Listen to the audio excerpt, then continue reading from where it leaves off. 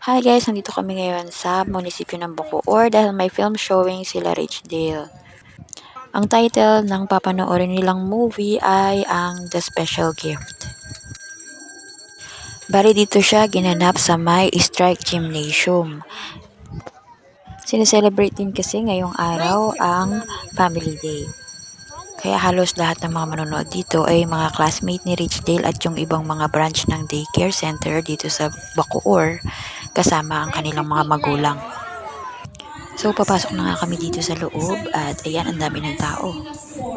Nandun po ang daycare center po. To your designated areas and daycare centers.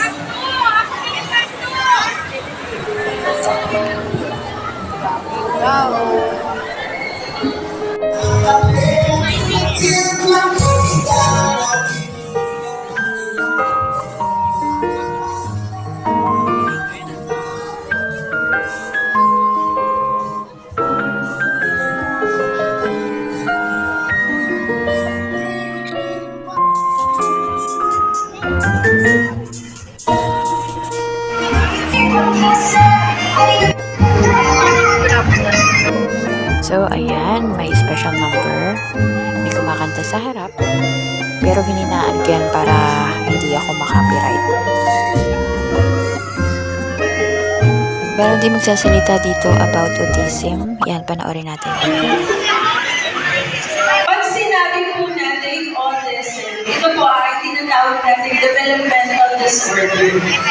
Ayan. Pag sinabi po natin developmental disorder, kaya po siya sa pakalawak po ng spectrum na ito pagdating sa pagkalala, severity ng sakit ng autism.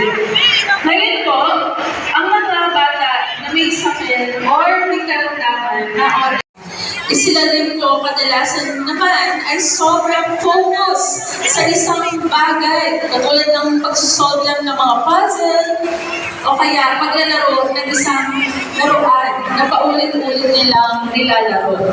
Napakahirap po magkaroon ng anak na may autism at wala po itong lunas. Nakakalungkot man isipin, ngunit ito po ang ating challenge bilang mga magulang na may anak na may autism.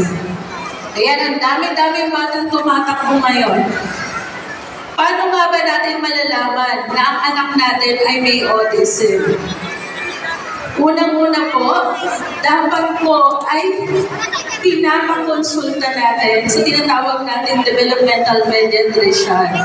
Dahil po ito po ay natitrace sa edad na 2 taong gulang lamang.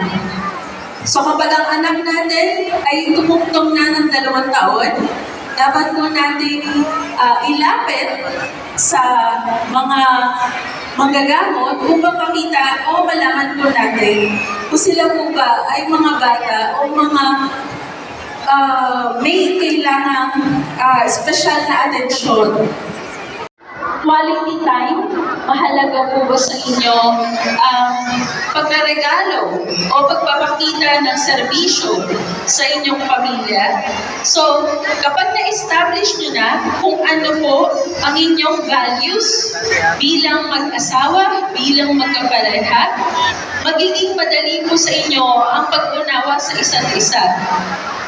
Hindi man nila naiintindihan kung anong dahilan ng pag-aaway, pero nakakaramdam. Mga tatay, na natin rito, kasama ko lang po kanina ngayon sa kabila, ang ating po mga lola at lola. Ayan, natin po sa Balbakan, sila naman po natin doon.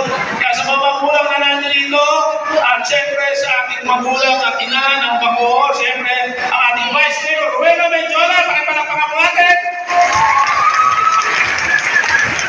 Kasama po ang ating 2 City Councilor at 3 City Councilors na natin dito, si Alex Gutierrez. Pwede ngayon madali sa schedule natin na kadapat-double time tayo without compromising the design and the strength of the building. A few moments later. As Nanay Raquel, after theater commercial model, Malu Canzana.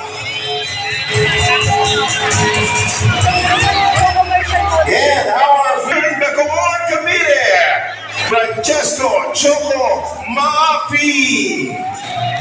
Ladies and gentlemen, the cast of the special gift, line producer, Melchor A. Berha, and of course, the executive producer, Roy C. Gomez. And the director, yours truly, Lawrence Rojas. Thank you so much once again. And I would like to call on AJ Vicente to have a special number today here at Bacoor Gymnasium. Ladies and gentlemen, once again, AJ Vicente.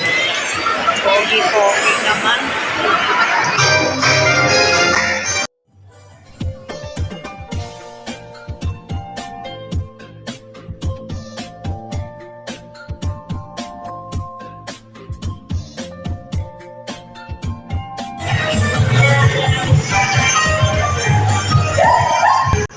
Smiley, smiley, little boy, just a puppy, puppy runs. Then like a fairy tale comes true.